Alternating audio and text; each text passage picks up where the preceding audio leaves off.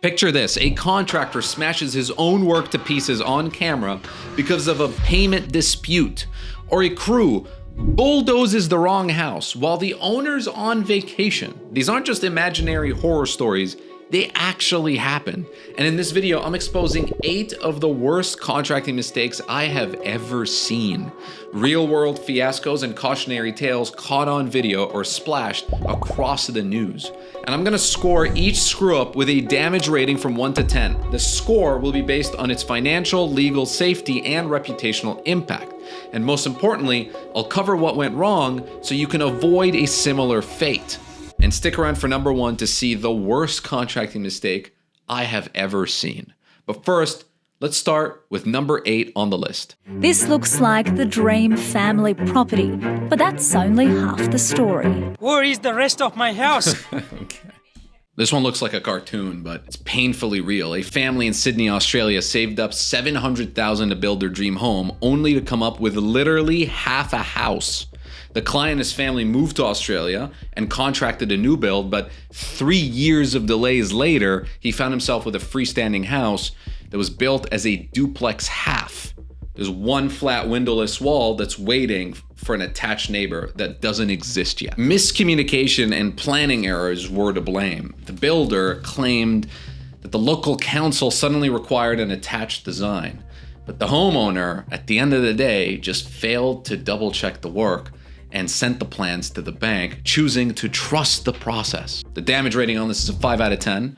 Embarrassment, tens of thousands of values lost, and the family has a home, but maybe not the one they were hoping for.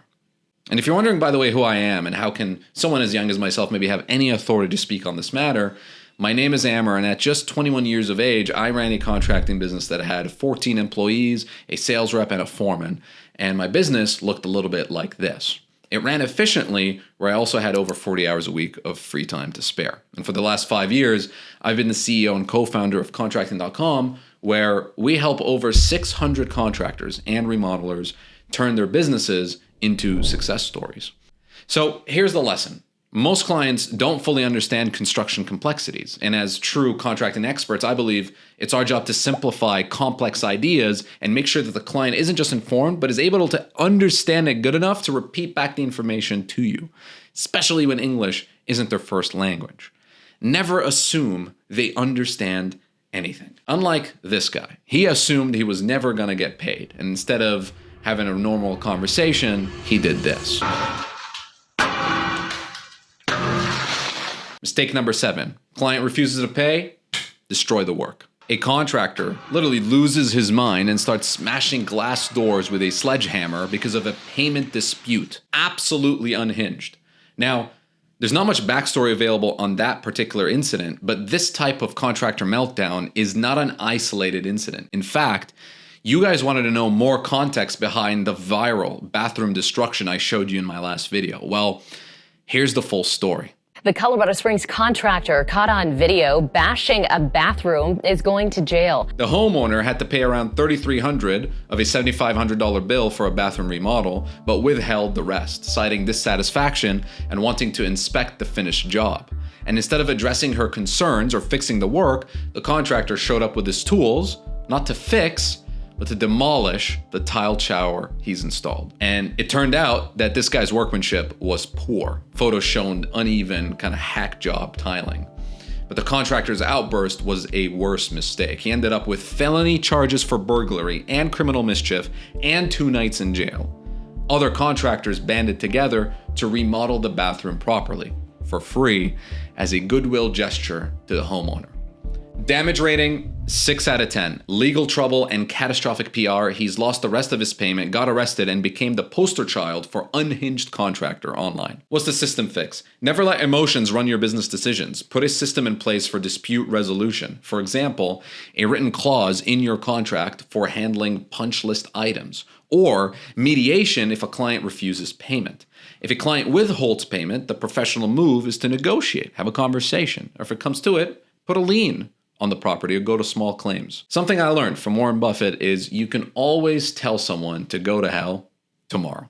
Another thing Warren Buffett recommends is to stick to what you know. So what happens when a contractor bids on a job that he's untrained to finish? Mistake number 6, bid the job, figure it out later. A New Zealand contractor turned a simple 2-month home renovation into a 16-month saga of incompetence. And by the end, the homeowners discovered a catalog of errors. Every weatherboard was fixed wrong, windows were out of square, leaking, and basically nothing met code. The job was so shoddy that a New Zealand High Court judge found the contractor personally liable for about $430,000 in damages to rip out and redo the work. He quoted the job at $166,000, but his mistakes multiplied the cost nearly threefold. The contractor ignored manufacturer instructions. He nailed siding directly without required waterproofing, voiding the warranty, and seemingly lacked basic skills in his crew. And the result, a house worse than before, a furious client, and the contractor's company on the hook for nearly $500,000. Something that eventually bankrupted him. Damage rating, 7 out of 10. Major financial loss on legal judgment. The clients won in court, and the contractor's business is effectively destroyed. It's not a viral video, but it's the kind of disaster every pro in the region heard about. The fix? Leave your ego and greed at the door. If you don't have the expertise, hire a subcontractor who does, or don't take the job until you can do it right. Mistake number 5, worst employee competition. I have a present for you in the form of short, insane clips of employees on job sites doing the opposite of what every safety and job site manual will ever tell them. Oh no.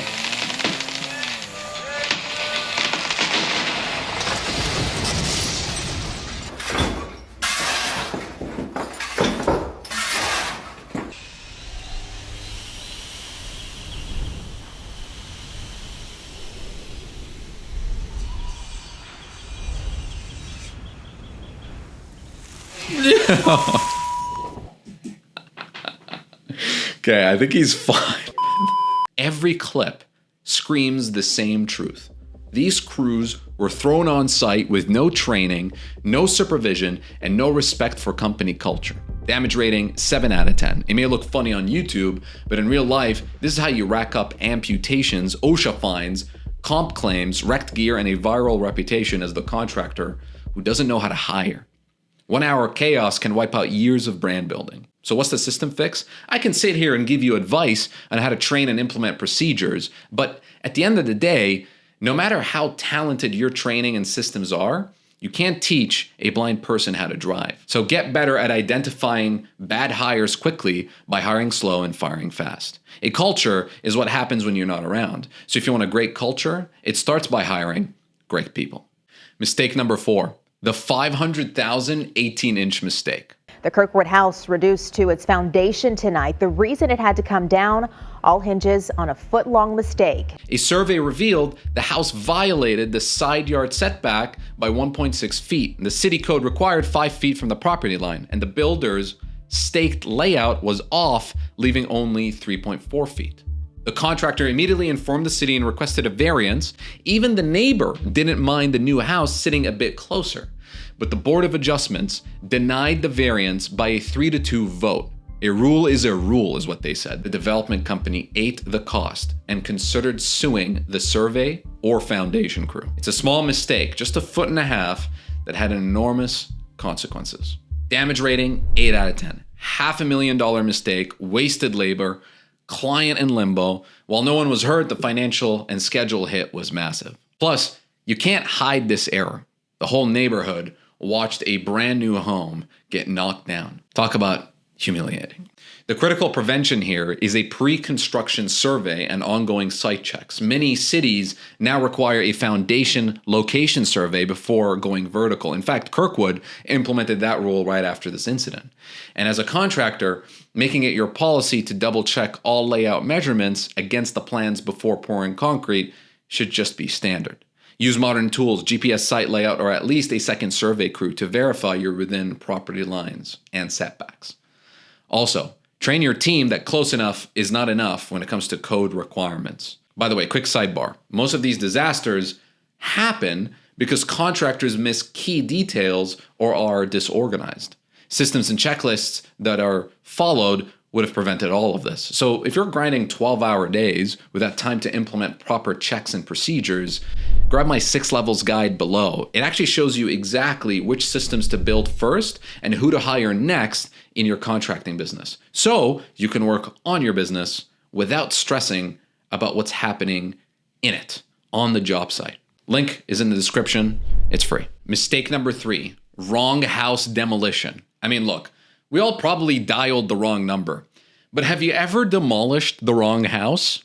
Well, these guys did. Atlanta woman whose home was demolished without her permission. When the woman returned home from vacation to find the older home on her property had been demolished by a construction company. I'm sorry. I mean, imagine you go on vacation. You come back to your beautiful home and it's just not there. The demolition company has been hired to tear down a house down the block, but instead they took hers out. And to add insult to injury, when the neighbor confronted the crew mid-demo, the workers essentially said, "Are you sure it's the wrong house?" And then basically packed up and left. The city then cited the homeowner for the debris on her lot, thinking that she demolished without permit. Yeah, the victim almost got fined because of the contractor's blunder. Now legal action is underway. The demo company's name is forever linked to that crew that tore down the wrong home. Damage rating, 9 out of 10. Irreversible property loss and legal fallout. And the homeowner lost a house that wasn't even for sale. This mistake is 100% preventable with a basic system. So before doing any work that is hard to reverse, pause and verify, literally, yourself or your foreman physically confirm in-person details behind the contract. Order documents, double check against any second source like city records. Something like a pre-demo checklist would include like confirming GPS or lot landmarks. Some companies spray paint on addresses on structures to be demoed once verified to avoid confusion. Another fix, client presence or written authorization on day one. If someone had checked with the property owner, this would not have happened. This would have been caught immediately. So make sure you invest in communication, because if your crew had any doubt, hey, I think this house looks different than expected, one phone call could have just averted disaster. But what happens when safety checklists are thrown out the window? And that brings me to number 2, the underage roofer slip-up. A 14-year-old boy falling from a roof 20 feet in the air. An Ohio roofing crew let a 14-year-old helper work 20 feet up with no fall protection gear. Doorbell camera video shows the teen slip, tumble off the roof, and land hard on the driveway. He suffered significant head trauma and brain injuries and was rushed to the hospital. A guy on a roofing crew just fell off of a roof. He's unconscious. He's unresponsive in a driveway. OSHA later discovered that the employer still had crews on other jobs without harnesses, even after the accident. Inspectors hammered Double M Roofing with $73,000 in fines and multiple willful safety violations. Something that I believe they should be fined 10 times the amount. Beyond the dollars, I hope the company's name is now synonymous with reckless child labor in every local news clip and safety bulletin. The damage rating on this is 9 out of 10. There's life-altering injuries for a teen, criminal-level OSHA scrutiny, 5-figure fines, and a reputation scar that won't fade. This was completely preventable. I mean, don't hire underage workers. Have and enforce the safety procedures. Start each day with some safety briefing. At least once a week, do an in-person inspection gear, assign a spotter, have a sign-off sheet where you have like a job log, verify safety standards through unannounced site audits. Keep your guys on your toes. Like this is as important as it gets. Tie safety bonuses or penalties to compliance. But if you think this safety disaster is bad, wait till you see what happens when a contractor skips the most basic step of construction, making sure you're building on the right piece of land. Construction company built a $500,000 house on the wrong lot. Yeah, no, you heard that right. A development company in Hawaii was building a series of homes and incredibly misidentified the lot using a telephone pole as a reference, building a $500,000 house one lot over where it's supposed to be. The true lot owner, a woman in California who had bought the land as an investment, only found out when she got a call from the real estate agent after he sold the house on her land. And then he informed me, well, I just sold a house and it happens to be on your property. So we need to resolve this. And I'm like, what? I mean, are you kidding me? And to make this worse, the developer initially sued the landowner, claiming she would be unjustly enriched by the house. That obviously didn't fly. The court blasted the companies for serious negligence. And in the end, the brand new house is headed for the landfill, and multiple lawsuits are in play. Damage rating 10 out of 10, $500,000 asset vaporized. This is a total loss scenario. The builder eats the cost, the developer faces huge liability, and their reputations are shattered. Plus, legal fees all around. It's a grand slam of expensive mistakes. So, what's the system fix? I almost didn't even want to bother with this one. I mean, I don't know, verify lot numbers, don't cut corners when it comes to surveying, read the permit. I mean, it was literally correct in the permit. They just didn't look at it. So the takeaway, I guess, is measure once, build twice, if you really want to. No, obviously not. Measure twice, build once.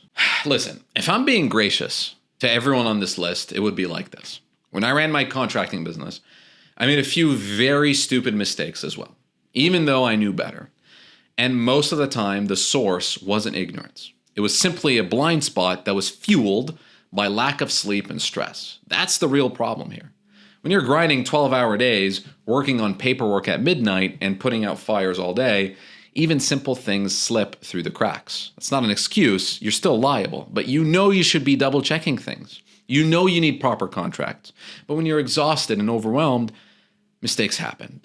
The solution isn't just better checklists, it's really building a business that doesn't run you into the ground. That's exactly what my 6 levels guide shows you.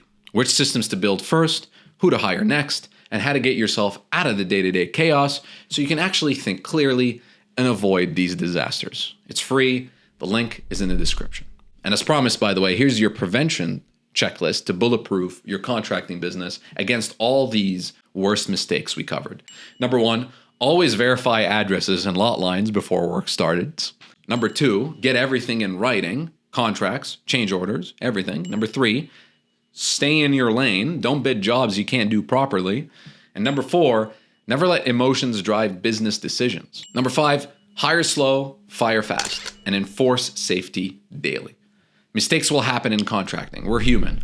But the worst mistakes tend to come from ignoring systems, ethics, or common sense. So take these lessons to heart and run your business like a business. So let's build smart, build safe, and build with integrity so the only headlines are good ones. If you are a business owner in the construction industry and enjoyed this video, click subscribe. And until next time.